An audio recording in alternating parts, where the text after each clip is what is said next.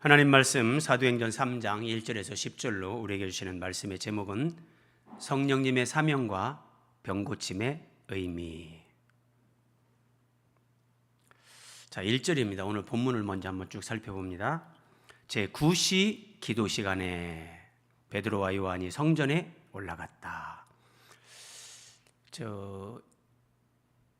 이슬람 신자들이 하루에 5번씩 기도합니다. 근데 이제 대부분 이렇게 아마 성경에서 이렇게 많은 부분은 이렇게 구약 성경을 가지고 그 사람들이 많이 코란 자체가 구약 성경의 많은 부분을 그렇게 인용하는 건데, 그래서 예수님 당시 유대인들이 하루에 이렇게 3번 기도를 하는데 9시 기도 시간에 오후 3시, 자 이때 이제 베드로와 요한이 성전에 기도하러 가는 겁니다. 그런데 2절, 나면서 못 걷게 된 이를, 이제 개역 개정으로 번역을 하면서 많이 이렇게 이제 순화를 했죠. 예전 성경은 뭐 나면서부터 안진뱅이였던 이런 식으로 표현이 됐었는데, 자 나면서 못 걷게 된 이를 사람들이 메고 오니 이는 성전에 들어가는 사람들에게 구걸하기 위하여 날마다 미문이라는 성전문에 두는 자라. 날마다요. 그러니까 이 사람은 태어날 때부터 걷지 못하는 장애를 가진 사람이었고, 그냥 먹고 살기 위해서 사람들이 이 사람을 메고 와서 아마도 성전 미문, 이렇게 뭐 아름답게 꾸민 문 가운데 하나인데, 아마도 이 문으로 사람들이 성전에 많이 들어가고 나가고 한 것을 이렇게 짐작할 수 있어요.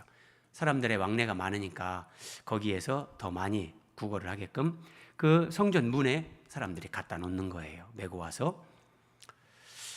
자, 이 사람이 베드로와 요한이 성전에 들어가려고 하는 걸 이렇게 보고 구걸을 하는 겁니다. 구걸을 하는데, 자 그때 베드로가 요한과 더불어 주목하여 이르되 우리를 보라. 여러분, 지금 이 베드로가 이런 말을 하지만 사도행전 2장에서 오순절 성령 강림이 임하면서 지금 베드로를 중심으로 한 뭐 사도들, 그리고 거기 함께 모였던 제자들, 이 사람들이 막 완전히 정말 성령으로 충만한 상태예요. 그러니까 날 때부터 걷지 못하던 사람이 뭔가 좀 얻으려고 성전으로 들어가는 베드로와 요한을 이렇게 보는데, 베드로가 그 사람을 주목하면서 우리를 보라 이렇게 말하는 거예요. 그리고 이제 이 사람이 베드로와 요한에게 무엇을 얻을까 이렇게 뻘쭘히 쳐다보는데, 그 유명한 말씀 이제 6절, 베드로가 이르되 은과 금은 내게 없거니와 내게 있는 이것을 네게 주노니 나사렛 예수 그리스도의 이름으로 일어나 걸으라. 베드로가 이렇게 하면서 이 사람을 이렇게 세우는 거예요. 그러면 여기서 표면적으로는 베드로가 하지만 성전에 들어가면서 이 사람을 바라볼 때 성령께서 베드로 안에서 이렇게 말씀하시는 거예요. 베드로야, 이 사람에게 이렇게 하라. 그래서 베드로가 우리를 보라.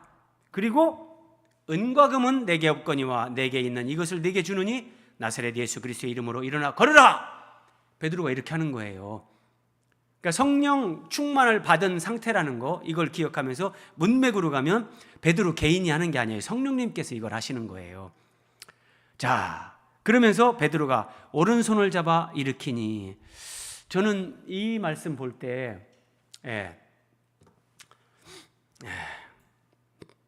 우리는 그냥 하나님께서 어떤 기적, 표적을 행하시고 막 누군가를 구원하시고 할 때 하나님이 다 할 거라고 생각하죠. 나사렛 예수 그리스도의 이름으로 일어나 걸으라. 베드로는 이렇게 말을 하고 그 사람의 오른손을 잡아서 일으킵니다. 어떤 부분에는 이런 게 필요한 거예요. 그랬더니 발과 발목이 곧 힘을 얻고 뛰어서서 걸으며 그들과 함께 성전으로 들어가면서 걷기도 하고 뛰기도 하며 하나님을 찬송했다. 놀라운 사건이죠. 말씀드린 것처럼 오순절 성령 강림 후에, 성령 강림 직후에 성경에 기록되는 최초의 이런 기적 또는 표적이에요. 그러면 여러분, 성경이 성령의 감동하심으로 기록된 것임을 우리가 정말 믿는 사람들이라면 성령님께서는 성경에 이런 나오는 기사들의 이 순서, 배치, 이것도 그냥 하시질 않아요. 다 의미가 있어요. 예. 자, 그랬더니 9절 10절에서 모든 백성이 그 걷는 것과 하나님을 찬송함을 보고 그가 본래 성전 미문에 앉아 구걸하던 사람인 줄 알고 그에게 일어난 일로 인하여 심히 놀랍게 여기며 놀라니라. 자, 이 말씀을 많은 그리스도인들이 이제 읽거나 묵상할 때 어떻게 이해하고 어떻게 적용을 하는가? 그래, 하나님은 지금도 이런 기적을 행하시는 분. 그러니까 예를 들어서 뭐 내가 어떤 몸에 병이 있다 그러면 하나님은 반드시 내 병도 고쳐준다, 이렇게 적용을 하죠. 그게 뭐 잘못된 거나 뭐 틀린 것은 아니에요. 그런데 그것보다 더 본질적인 것을 알아야 된다는 거예요. 또 예를 들어서 저처럼 이렇게 사역자들은 그래, 우리도 기도하고 성령 충만 받으면 우리도 이렇게 기도하고 명령하면 병자를 고칠 수 있다. 뭐 예수님이 너희가 나보다 더 큰 일을 할 거다 이렇게 말씀하셨고 승천하시면서 약속하신 마가복음 16장이라든지 이런 약속의 말씀도 있으니까 우리가 기도하고 성령 충만 받으면 우리도 안수하고 때로는 선포하고 명령해서 병자도 고칠 수 있고 다 할 수 있다. 이렇게 이제 강조점을 이런 데다 둔단 말이에요. 대부분이 이 첫 번째나 두 번째 이런 본문을 접하는 사람들이 그렇게 이해를 하고 그렇게 적용을 해요. 말씀드린 것처럼 그게 다 틀렸거나 잘못된 거 아니에요. 그런데 그렇게만 알고 그렇게만 적용을 한다면 한번 생각해 보세요, 여러분. 이 사람이 고침 받았지만 이 사람은 결국 또 죽어요. 예수 그리스도의 이름으로 어떤 그 병고침의 은혜를 체험한 사람들이 수없이 많죠. 그러나 그게 본질이 아니라는 거예요. 그게 본질이 아니다. 더 중요한 것이 있는데, 그러면 날 때부터 걷지 못하는 이 사람이 고침을 받고 이제 걷게 되었는데, 그래서 뛰면서 기뻐하며 하나님을 찬미했는데, 성경은 이걸 통해서 우리에게 무엇을 깨닫게 하시려는 건가? 이 기적의 의미를 먼저 바르게 아는 것, 이것이 더 중요하다는 거예요. 그러니까 이 기적의 의미를 모르면 우리가 정말 열심히 기도하고 하나님 앞에 믿음으로 기도하면서 병고침을 체험할 수도 있고, 내가 기도한 어떤 기도 응답을 우리는 다 받죠. 하나님은 살아계시기 때문에 그런 응답을 주시고 은혜를 경험시킵니다. 그런데 그러면 이 말씀의 의미, 이 기적, 이 표적에 담긴 하나님의 그 교훈을 우리가 바르게 깨닫지 못하면 열심히 기도해서 육신의 병 고치는 것까지밖에는 안 돼요. 근데 육신의 병 고치는 것이 병든 사람들에게는 참 간절하죠. 그럼에도 불구하고 내가 건강하든 병이 있든 사람은 한 번 태어나면 한 번은 죽습니다. 그래서 이 병 고침을 받고 조금 더 생물학적으로 생명이 연장되는 것보다 더 중요한 의미가 여기에 있다는 거예요. 그것을 알고 믿음이 성장하면서 또 병 고침도 받고 그러면서 더 의미 있는 삶을 살고, 그러면 하나님 앞에 더 영광이고 그 사람의 인생도 복이 되겠죠. 자, 기적의 오늘 본문에 나오는 날 때부터 걷지 못하는 이 사람을 고쳐주신 이 기적의 의미를 깨닫기 위한 질문. 성령님께서 베드로를 통해서 고쳐주신 이 사람은 나면서부터 걷지 못한 사람이에요. 그러면 여러분, 성전에 많은 문이 있는데 성전 앞에서 구걸하던 사람이 이 사람 한 사람은 아니라는 거예요. 분명히 많은 사람들이 있었어요.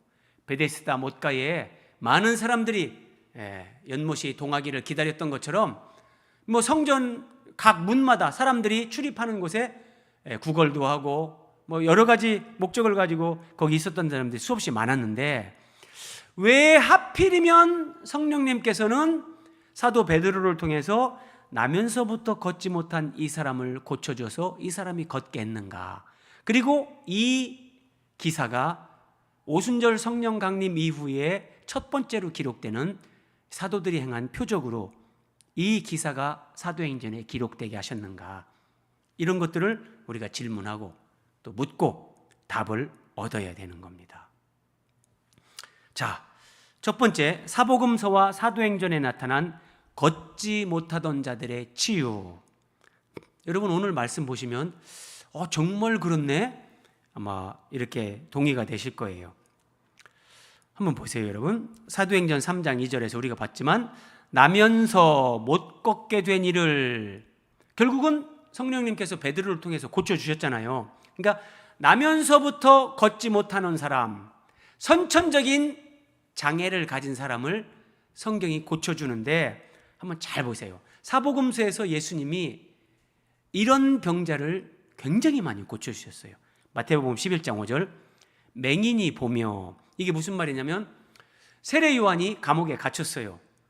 그런데 뭐 예수님이 사역을 하시는데 세례 요한은 예수님이 그리스도라고 분명히 증언을 했는데, 자기는 생각할 때는 그리스도가 오셨으면 이제 막 심판도 임할 거라고 생각했는데 예수님은 심판을 말씀하지 않는 거예요.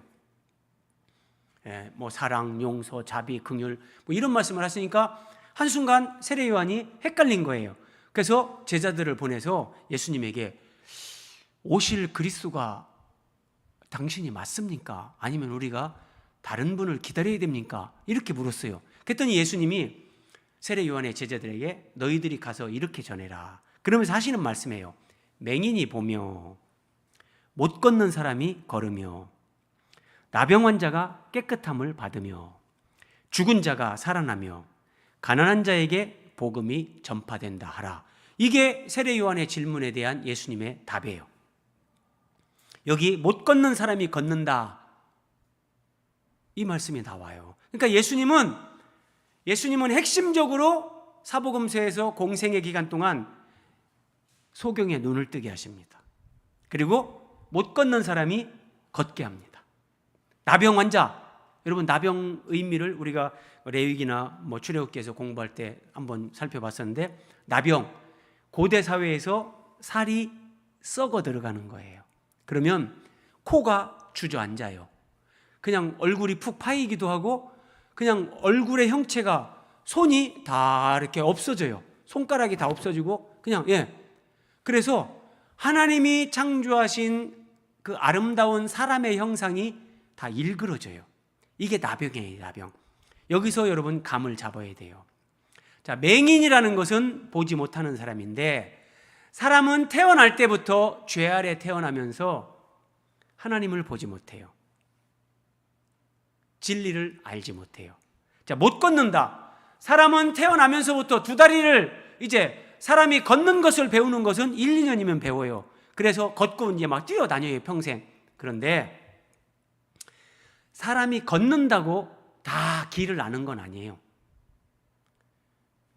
두 다리로 걷고는 있지만 하나님이 보실 때 진리에 서서 걷는 사람, 정말 옳은 길, 생명의 길, 영원으로 연결되는 길, 그 길을 걸어서 걷는 사람이 없어요. 이게 날 때부터 못 걷는 사람, 나병 환자, 날 때부터 우리 속에는 원죄라는 것이 있어서 본질적으로 하나님의 형상이 우리 속에서 파괴되어져 있고, 우리의 영혼이 병들고 인격이 병들고 삶이 병들어서 사람들은 겉으로는 화장하고 예쁜 옷을 입고 아름답게 꾸미지만 그 내면의 실상, 인간의 내면 깊은 곳을 투시를 하면 이것은 죄, 부패함, 더러움, 정말 악취가 진동하는 거예요. 그래서 이런 질병을 통해서 하나님은 인간 내면에 있는 원죄, 하나님과의 관계에서 이 죄 문제, 이런 것들을 다 사람들에게 깨닫게 하는 거예요. 여기 죽은 자가 살아난다. 죽은 행실, 영적으로 죽은 상태. 예수님은 이걸 살려내는 거예요. 자, 조금만 더 보세요. 마태복음 15장 30절 31절입니다. 큰 무리가 다리 저는 사람과, 여기도 보세요. 예수님이 병자들을 고쳐주는데 다리 저는 사람, 하나님을 향해서 인간은 스스로 걸어갈 수 없는 존재, 진리의 길, 생명의 길을 바르게 걸어갈 수 없는 인간이 가지고 있는 근본적인 문제, 이게 다리 저는 사람이에요. 그러니까 장애인, 맹인, 말 못하는 사람. 하나님을 향해서 사람이 말 못해요. 하나님이 계신 것도 모르는데요. 진리가 뭔지도 모르기 때문에 이게 말 못하는 사람, 벙어리, 이게 영적인 의미란 말이에요. 사람들이 여럿을 데리고 와서 예수의 발 앞에 앉힘에 고쳐주시니 말 못하는 사람이 말하고 장애인이 온전하게 되고 다리 저는 사람이 걸으며 맹인이 보는 것을 무리가 보고 놀랍게 여겼다. 그러니까 지금 계속 예수님이 병자들을 고치는데 다리 저는 사람이 나오는 거예요. 자, 마태복음 21장 14절에도 맹인과 저는 자들이 성전에서 예수께 나오매 고쳐주시니, 맹인, 다리 저는 사람들, 나병 환자, 그리고 말 못하는 사람, 이거는 뭐 예수님이 병자 고칠 때 안 빠진다고 보면 돼요.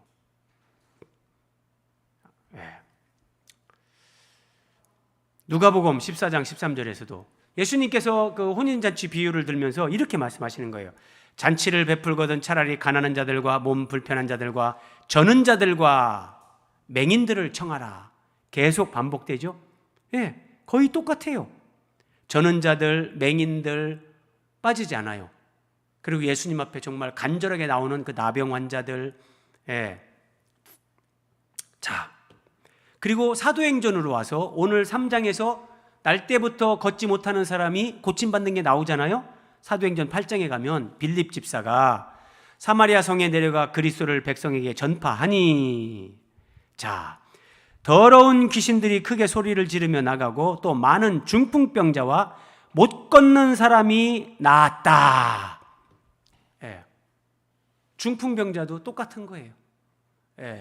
팔다리가 조금 오그라들면서 정상적인 기능을 못하죠. 그러니까 쩔뚝거릴 수밖에 없고, 또 못 걷는 사람이 다 나았다.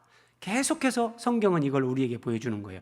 예수님이 살아계실 때도 이렇게 했고, 사도행전에서도 오순절 성령 강림하신 그 성령님께서 사도들을 통해서 행하시는 첫 번째 표적, 그리고 계속되는 표적들 가운데 못 걷는 사람을 고치는 이 표적을 보여준다는 거예요. 그리고 사도행전 14장에서도 이제 사도 바울이 루스드라에 발을 쓰지 못하는 한 사람이 앉아 있는데, 기가 막히잖아요. 발을 쓰지 못하는 사람. 나면서 걷지 못하게 되어 걸어본 적이 없는 자라. 바로 이거예요. 나면서부터 못 걷게 되어 걸어본 적이 없는 사람. 하나님을 향해서 내 아버지라고 말해본 적이 없어요. 우리가 예수님을 믿기 전에. 이게 날 때부터 말 못하는 사람.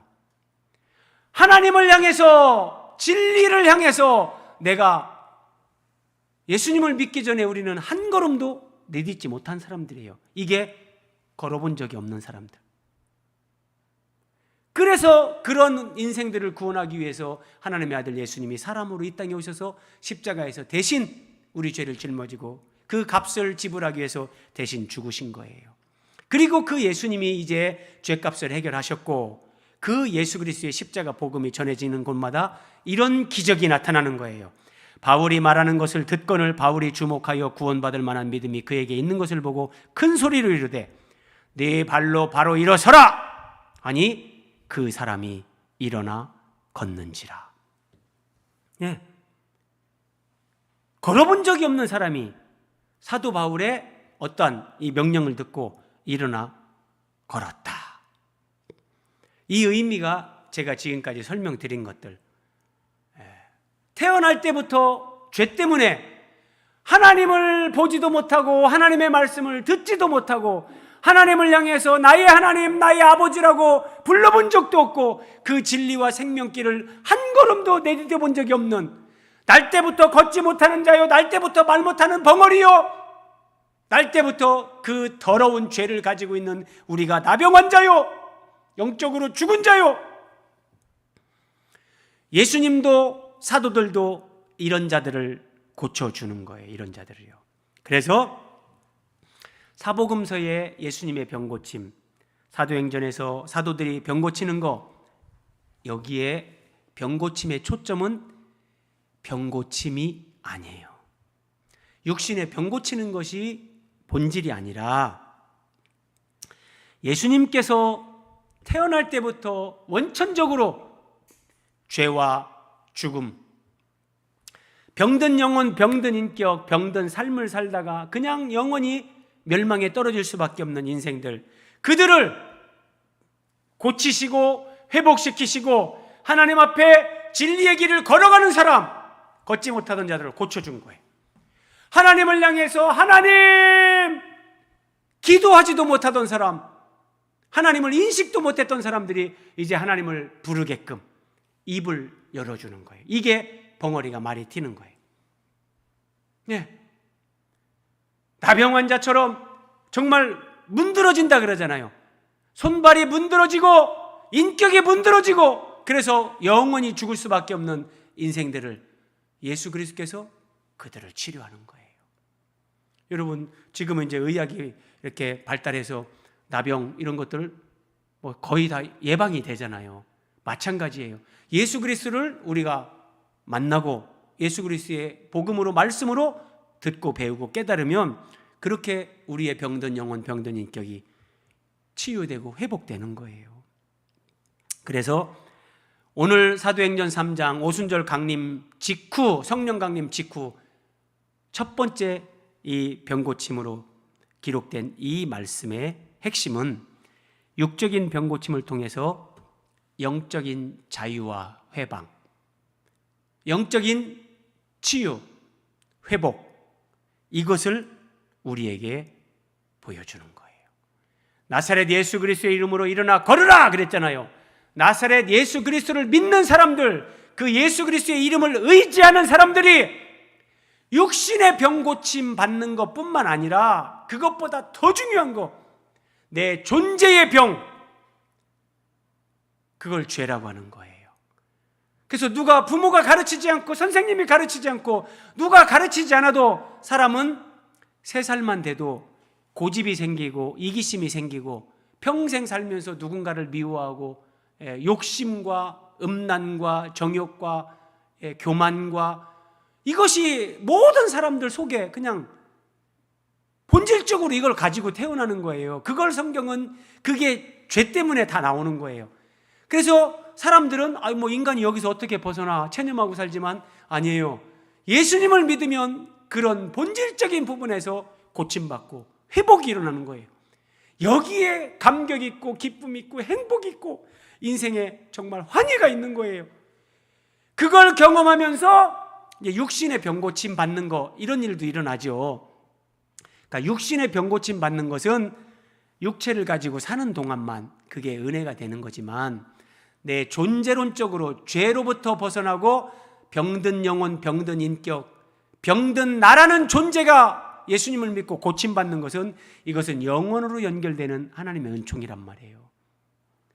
그래서 이 내용을 바르게 알아야지 육신의 병 고치는 것만 이런 본문으로 이해하면 더 큰 걸 놓친다는 거예요. 자, 제가 지금까지 설명드린 것을 이 말씀으로 설명할 수 있어요. 이사야서 35장 5절 6절. 이사야 선지자는 예수님 오시기 전에 약 700년 전에 하나님 말씀을 전하던 선지자인데 하나님이 이사야 35장 5절 6절에 그때에 메시아가 그리스도가 이 땅에 오시고 메시아 왕국이 하나님의 나라가 이 땅에 임할 때 세례 요한도 예수님도 말씀을 전하면서 일성이 뭐예요? 하나님의 나라가 가까이 왔다.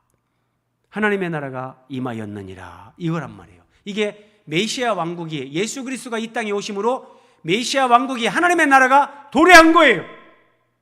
그 하나님의 나라가 내 마음 안에 경험되어지면 이제 이런 일들이 일어나요. 그때에 맹인의 눈이 밝을 것이며, 제가 말씀드렸죠?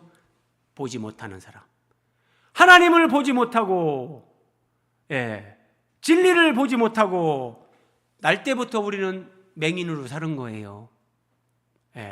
못 듣는 사람의 귀가 열릴 것이며, 우리는 태어나서 사는 날까지, 죽는 날까지 예수님을 믿지 않으면 하나님의 음성을 듣지를 못해요. 하나님이 나에게 부르시고 계시는데, 하나님이 나를 사랑한다고 오라고 초청하시는데 듣지를 못해요. 그리고 저는 자, 정상적으로 걷지를 못하는 거예요. 쩔뚝거리고 나름대로 노력하면서 고행으로 수행으로 뭔가 진리를 찾아가려고 노력하지만 온전한 걸음걸이가 안 된단 말이에요.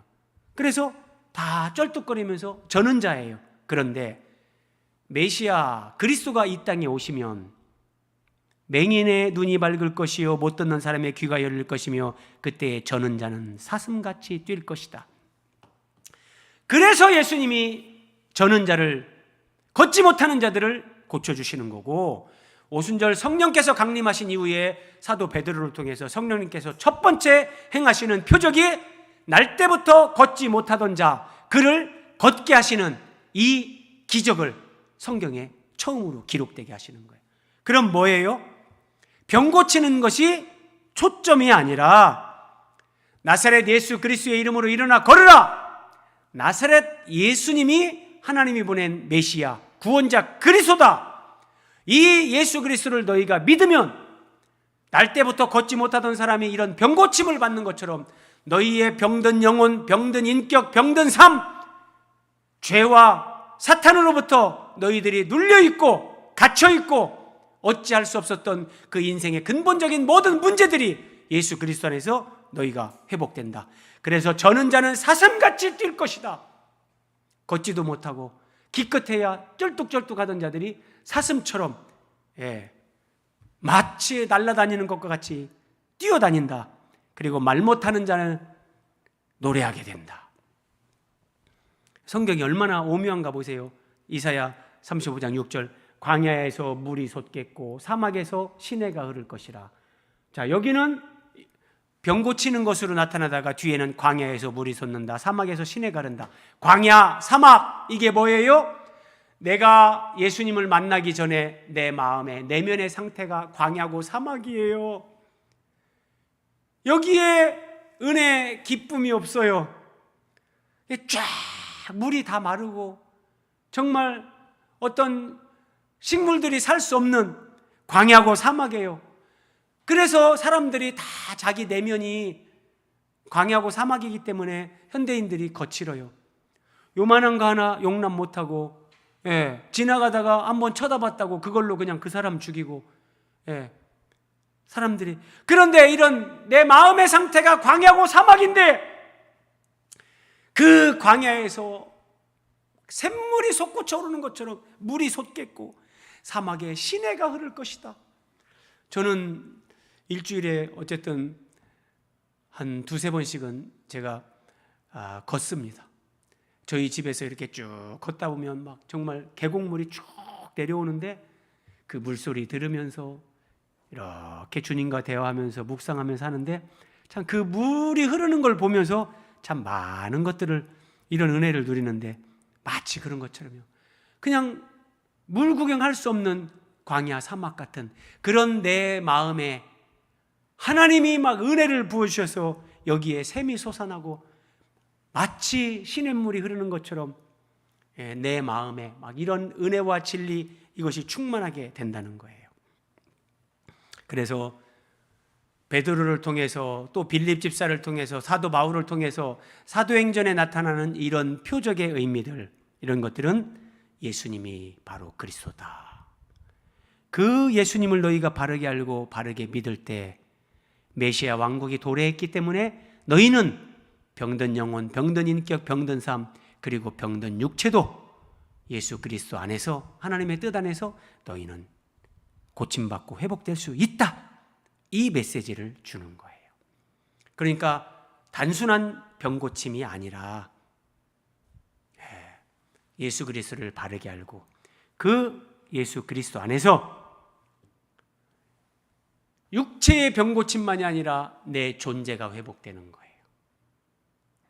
여러분, 얼마나 많은 사람들이 죽을 때까지 돈 욕심에서 못 벗어나요. 내 가족들밖에 몰라요. 욕심적인 내 가족들밖에.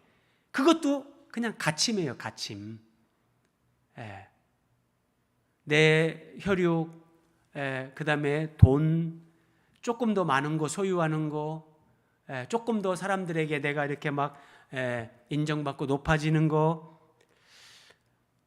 평생 그렇게 살아야 인생은 행복하지 않아요. 그런데 하나님과의 관계가 회복되고 예수 그리스도를 정말 알아가면서 진리의 눈이 떠지면 이게 보이지 않는 것을 보게 되고 듣지 못하던 것을 듣게 되고 하나님과의 관계 속에서 이 행복, 이 감격, 광야에 샘물이 솟아나고 사막에 시냇물이 흐르는 것 같은 내 마음 안에 이 은혜, 감격, 환희, 기쁨, 충만, 이것이 넘쳐나는 거예요. 예수 그리스도를 바르게 알고 이 은혜를 너희가 누려가라고 오늘 사도행전 3장은 우리에게 이렇게 가르쳐 주시는 거예요. 여러분, 그냥 간단하게 한번 보세요. 마귀가 사람들을 이렇게 지배합니다. 이렇게 지배하는데 에이, 마귀가 어디 있어? 아니에요. 실제예요. 마귀가 사람들을 돈으로, 미움으로, 욕망으로, 죄, 쾌락, 음란, 비교의식, 이기심, 교만, 탐욕, 이런 것들로 꽉 사로잡고 뒤에서 조종해요. 그래 그쪽으로 가. 무서운 거예요. 그러면서 마귀는 배후에서 인간의 자아를 통해서요, 그래 너는 잘났어, 그래 너는 네가 얼마나 중요한데, 네가 언제나 중심이 돼야지. 그래서 나라는 감옥에 마귀가 나를 가둬버려요. 그래서 내 생각, 이기심, 이런 것에 가둬버리는 거예요. 그 다음에는 우리가 살아가는 이 세상 풍조, 이 세상의 시대정신, 세상에 어떤 세상의 가치가 있어요. 돈이면 다 된다. 뭐니 해도 막 머니가 최고다. 예를 들어서 이런 거예요. 아이고 뭐 인생 별거 있나, 젊을 때 놀고 즐겨야지. 이런 것들이요. 세상 풍조, 쾌락, 알코올 중독, 마약 중독, 하여튼 다 뭔가에 중독이 돼요. 경쟁하고 비교의식, 그 다음에 또 여러분 욕심, 돈 욕심, 소유욕, 자기과시, 일확천금 꿈꾸고, 그 다음에 죄를 가지고요, 적극적으로 도둑질을 하게 만들고 폭력, 살인, 성적인 타락, 전쟁, 마약, 이런 것들요. 마귀가 이렇게 배후에서 이런 것들로 사람을 지배하고 사람을 죽음과 영원한 지옥으로 끌고 가는 거예요. 그런데 이런 거 모르고 이렇게 마귀에게 종로로 다는 상태에서 육체의 병고침을 받아본들 이런 세계에서 벗어나지를 못해요. 그래서 본질은 예수님을 믿고 예수님을 바르게 알고 이런 마귀, 자아, 세상, 욕심, 죄로부터 벗어나는 자유와 해방, 감격, 이 구원의 기쁨을 누리고, 그러면서 육체의 병고침을 우리가 위해서 기도할 때 그게 의미가 있고 정말 그런 하나님의 은혜를 베풀기도 하시는 거예요. 이걸 바르게 알으라는 거죠. 바르게요.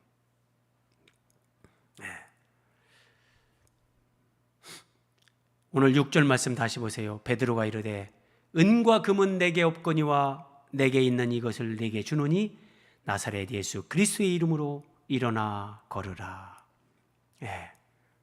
여러분, 나사렛 예수 그리스도의 이름으로 일어나 걸으라. 베드로는 고깃배를 버리고 예수님을 따르기 시작할 때부터 어차피 이제 은과 금, 돈, 이거는 이제 포기를 한 거죠. 그건 없어요. 그런데 나사렛 예수 그리스도, 예수 그리스도가 베드로 안에 있는 거예요. 그 메시아 예수 그리스도, 우리의 구원자이신 예수님을 통해서 베드로는 치유되고 회복됐어요. 누가 크냐? 12제자 가운데도 늘 다퉜던 사람들, 베드로도 그랬어요. 주님 앞에서 큰 소리는 치지만 자기가 말한 대로 살지 못하는 사람, 이게 베드로였어요. 그런데 예수님을 3번 부인도 했고 저주도 했지만 부활하신 예수님 안에서 회복되고 그가 치유되면서 이제 나사렛 예수님이 베드로의 주인이 됐고 왕이 됐고 생명이 됐어요. 그래서 내게 있는 이것을 네게 준다. 예수님이 베드로의 치료자, 예수님이 베드로의 주인, 예수님이 베드로의 왕, 예수님이 베드로의 생명이 된 거예요. 그래서 내게 있는 이것을 네게 주노니 내게 있는 나사렛 예수 그리스도의 이름으로 일어나 걸으라. 이렇게 되는 거예요. 예수님의 생명으로 베드로는 사탄이 베드로를 미혹할 때 넘어가는 거예요. 그랬던 베드로가 이제 사탄도 이기는 사람이 된 거예요. 이게 내게 있는 예수 그리스도의 이름으로 일어나 걸으라. 이 말 속에 함이 되어 있는 베드로가 경험한, 베드로가 누리고 있는, 베드로가 만난 예수님, 베드로의 삶의 주인이 되고 생명이 되신 예수 그리스도, 이거란 말이에요. 이거요. 이거를 알아야 이게 우리가 진짜 그리스도인으로 복된 삶을 살아갈 수 있는 거예요. 간단하게 하나만 더 살펴봅니다. 문맥으로 확인하는 이 성령님의 사명. 사도행전, 오늘 본문이 사도행전 3장 1절에서 10절인데, 자, 사도행전 1장 4절 5절에서 예수님이 승천하시면서 이렇게 말씀하셨죠. 내게 들은 바 아버지께서 약속하신 것을 기다리라. 요한은 물로 세례를 베풀었으나 너희는 몇 날이 못되어 성령으로 세례를 받으리라. 그러니까 내게서 들은 바 아버지께서 약속하신 것은 보혜사 성령님이에요. 자, 성령님은 그리고 성부 하나님이 약속하신 것처럼, 예수님이 말씀하신 것처럼 이제 진짜 오순절에 임하셨어요. 사도행전 2장에서 그들이 다 성령의 충만함을 받고 성령이 말하게 하심을 따라 다른 언어들로 말하기를 시작하니라. 성부 하나님께서 구약에 약속하신 성령 강림, 예수님이 가르쳐 주신 성령 강림, 이것이 사도행전 2장 4절에서 성취가 됐어요. 그러면 성령은 왜 오시는가? 성령님이 이 땅에 오시는, 강림하시는 목적이 뭔가? 예수님이 요한복음 15장 26절에서 이렇게 가르쳐 주셨어요. 내가 아버지께로부터 너희에게 보낼 보혜사 곧 아버지께로부터 나오시는 진리의 성령이 오실 때에 그가 나를 증언하실 것이요. 성령님은 예수 그리스도를 증언하기 위해서 이 땅에 오십니다. 하나님의 거룩한 영, 이 성령이세요.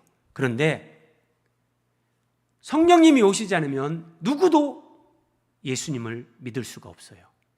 여러분 생각해 보세요. 2000년 전에 저 팔레스타인에 와서 십자가에 못 박혀 죽은 목수의 아들 나사렛 예수가 하나님의 아들이다.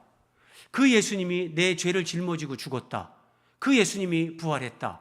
그 예수님을 믿으면 죄 용서받고 구원을 받는다. 이게 인간의 이성으로는 도저히 믿을 수가 없습니다. 안 됩니다. 그런데 하나님의 성령께서 우리가 정말 하나님 저 좀 도와주세요. 정말 내가 어찌할 줄 모르고 내가 몸부림칠 때, 정말 내가 절규할 때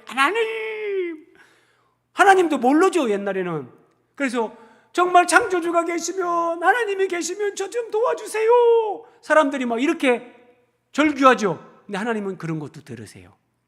그렇게 하거나 누군가에게 예수님 얘기를 들었어요. 그래서 잘은 모르지만 예수님 저 좀 도와주세요.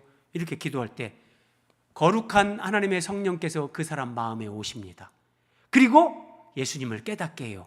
그러면 내가 예수님을 본 적도 없는데 2000년 전에 이스라엘 나라에 왔던 예수님인데 이 예수님이 나를 위해 죽었고 부활하셨구나. 이 예수님이 나의 구원자요. 이 예수님이 마귀를 이기신 분이요. 이 예수님이 하나님의 아들이구나. 이게 깨달아지고 믿어지는 거예요. 이것이 진리의 성령이 나를 증언할 거다, 이거예요. 그러면 여러분 중요한 건 이거예요. 자, 오순절 성령님께서 오셨어요. 그러면 이 성령님이 예수님을 증언하는데 어떻게 예수님을 증언하냔 말이에요. 성령님이 예수님을 증언하는데 어떻게 해요? 뭐 사람들에게 나타나가지고 막 뭔가를 휙 보여주면서 그렇게 안 하세요. 여기에 힌트가 있어요. 진리의 성령이 오실 때에 그가 나를 증언하실 것이요. 하나님의 말씀, 진리의 말씀인 성경으로 진리이신 예수 그리스도를 증언합니다. 자, 이것이 오늘 나오는 거예요. 사도행전의 문맥을 보세요. 사도행전 2장 전반부는 성령께서 강림하시는 내용, 사도행전 2장의 후반부는 베드로가 행한 첫 번째 설교입니다. 그러니까 성령이 강림하시고 하나님의 약속대로 하나님의 거룩한 성령이 이 땅에 오시고 그 다음에 성령 충만을 받은 베드로는 설교를 통해서 예수님이 그리스도라는 것을 증언합니다.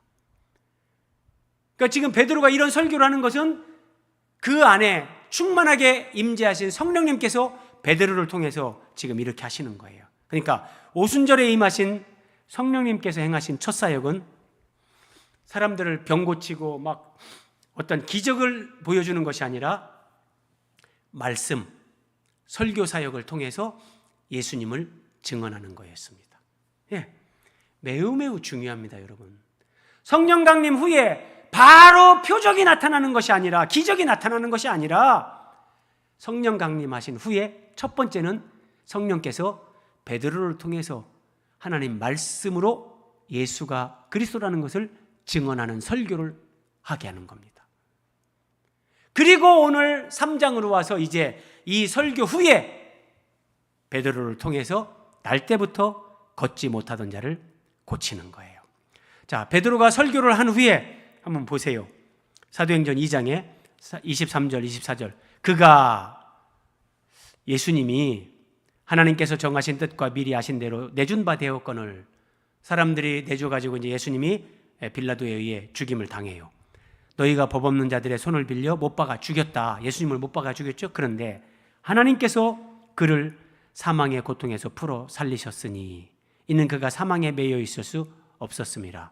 그러니까 여러분, 이게 사도행전 2장인데 사도행전 2장 전반부에 성령이 강림하시고 이제 후반부에서 베드로가 설교를 통해서 나사렛 예수가 그리스도라는 걸 증언하면서 그 핵심이 이거예요. 23절, 24절.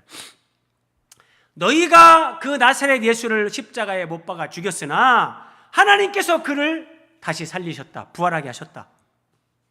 그래서 성령께서 예수님을 증언하는데 핵심 내용은 예수님이 우리 죄를 짊어지고 대신 죽으신 그 대속 죽으심과 부활하시고 승리하시는, 부활하시면서 사망 권세, 사탄의 그 권세, 죽음 권세를 깨트리고 무덤을 열고 예수님이 나오는 거예요. 예수님의 대속 죽음과 부활의 승리, 이것이 성령께서 예수 그리스도를 증언하게 하는 그 설교의 핵심이란 말이에요. 그리고 우리가 여러 번 살펴봤었지만 사도행전 2장에서 또 다윗이 예수님을 이렇게 예언했다 그러면서 그리스도의 부활을 다윗이 미리 말했다 그러면서요, 시편 16편을 베드로가 인용합니다. 그가 음부에 버림이 되지 않고 그의 육신이 썩음을 당하지 아니하시리라. 이게 시편 16편 말씀이에요. 다윗이 시편 16편에 이렇게 그리스도에 관한 시편을 기록했는데 그 예언의 말씀 그대로 예수님이 너희에 의해서 죽임을 당했지만 그가 시신이 썩음을 당하지 않고 하나님이 다시 살려서 부활했다. 이 예수를 하나님이 살렸다. 우리가 이 일의 증인이다. 이렇게 성령께서는 예수님을 증언하시는 거예요. 아래 설명 한번 보실래요? 성령 충만한 베드로는 자신의 경험을 먼저 내세우지 않습니다. 자, 베드로도 예수님을 만났어요. 부활하신 예수님을 만났어요. 자, 우리는 예를 들어서 사람들에게 뭐 예수님을 소개할 때, 야, 내가 진짜 이렇게 해가지고 내가 예수님을 만났고 이런 체험을 했고 막 이렇게 얘기하는데 그것도 유익하죠. 그런데 진짜 설교자들은 참 조심해야 되는 거예요. 자, 부활하신 예수님을 직접 만난 베드로. 그런데 베드로는 오순절 성령 충만 받은 후에 내가 나사렛 예수를 이렇게 만났었다, 이런 얘기를 하지 않는다는 거예요. 성경으로 예수님의 죽음과 부활이 이렇게 성경적으로 이렇게 성취된 거다, 구약 성경을 인용하면서 예수님의 부활을 증언하는 거예요. 그러니까 내 경험, 나의 체험, 이것은 주관적인 거예요. 근데 객관적인 증거로서는 나의 체험은 이게 불충분한 건데, 성경은 모든 것보다, 모든 것의 최종권이 하나님의 약속의 말씀이기 때문에, 그래서 베드로가 자신의 체험보다도 시편 16편에 다윗이 이렇게 기록했는데 그게 그리스도에 관한 예언의 말씀이었는데 예수님이 그 말씀대로 죽임당했다가 썩음을 당하지 않고 부활하셨다. 예. 그래서 신앙생활은 여러분 항상 성경이 중심이 되어야 됩니다. 이것을 모르고 믿음 생활할 때 많은 사람들이 엄청 고생합니다. 엄청나게 시간 많이 허비하고 돌고 돌아서 정말 경제적인 손실, 시간 손실 보다가 그래도 하나님이 긍휼을 베풀어 줄 때 이제 이런 걸 깨닫는 거죠. 아, 믿음 생활은 말씀 중심으로 하는 거구나. 이걸 알고 지금 이렇게 사는 사람들은 참 복 있는 사람들이다. 여러분, 이 말씀 보세요. 이제 말씀을 마무리하는데요. 베드로후서 1장에서 변화산상에서 자기가 경험한 것을 여기다 지금 기록을 하는 거예요. 변화산에서 하나님께서 음성을 들려줬잖아요. 베드로, 야고보, 요한이 예수님과 함께 산에 올라갔는데 막 구름이 탁 덮으면서 음성이 들려왔잖아요. 이는 내 사랑하는 아들이요 내 기뻐하는 자라. 베드로는 이걸 직접 들은 사람이고, 베드로는 예수님이 변형되시는 것을 거기서 봤어요. 그리고 너무 감격스러워서 예수님, 여기다 초막 셋을 짓기를 원합니다. 하나는 주님을 위하여, 하나는 모세를, 하나는 엘리야를 위해서 너무 황홀해가지고 이렇게까지 했던 사람이에요. 그런데 베드로가 성령 충만 받은 이후에 베드로후서 1장에서 예수님의 변화산 얘기를 지금 하는 거예요. 그런데 이거 보세요. 베드로후서 1장 19절. 내가 예수님이 이렇게 변화되는 거 직접 봤다. 하나님이 말씀하시는 음성이 들리는 걸 내가 직접 체험한 사람이다. 그런데 내 체험이 중요한 게 아니고 그것보다 더 확실한 게 있다. 또 우리에게는 더 확실한 예언이 있다. 이 예언이라는 것은 구약 성경을 얘기하는 거예요. 그러니까 내가 보고 들은 것보다, 내가 체험한 주관적인 체험보다 우리에게는 더 확실한 증거가 있다. 그것이 하나님의 말씀, 약속의 말씀, 구약 성경이다. 이게 성령 충만 받은 사도 베드로입니다.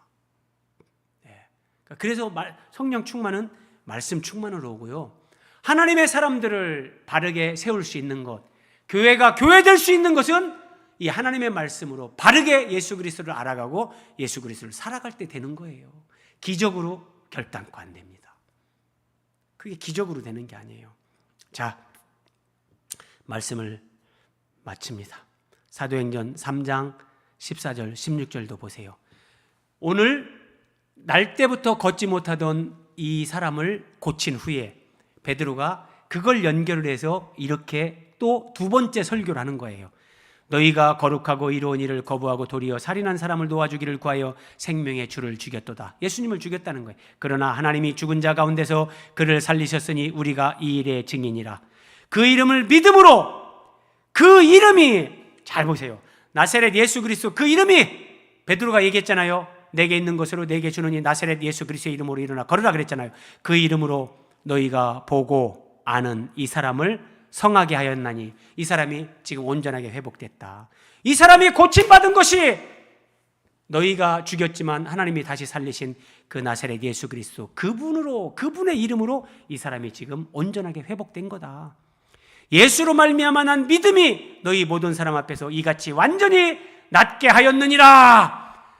병자를 고쳤지만 병고침을 가지고 얘기하는 것이 아니라 그 병고침을 통해서 나사렛 예수 그리스도의 십자가 죽음과 부활을 증언하면서 그 죽으시고 부활하신 예수 그리스도의 이름으로 이 사람이 이렇게 완전하게 회복됐다. 베드로는 두 번째 설교를 통해서 부활하신 예수님을 여기서도 동일하게 증언하고 있는 거예요.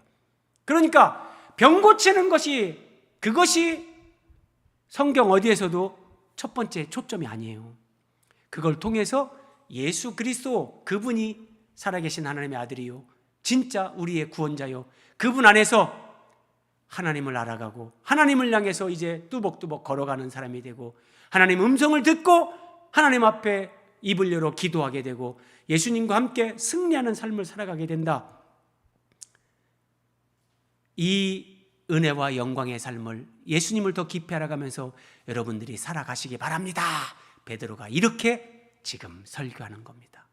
이 은혜가 저와 여러분의 우리의 평생에 끊이지 않고 계속되기를, 하나님이 그런 은혜를 베풀어 주시기를 주님의 이름으로 기원드립니다. 우리 기도하겠습니다. 하나님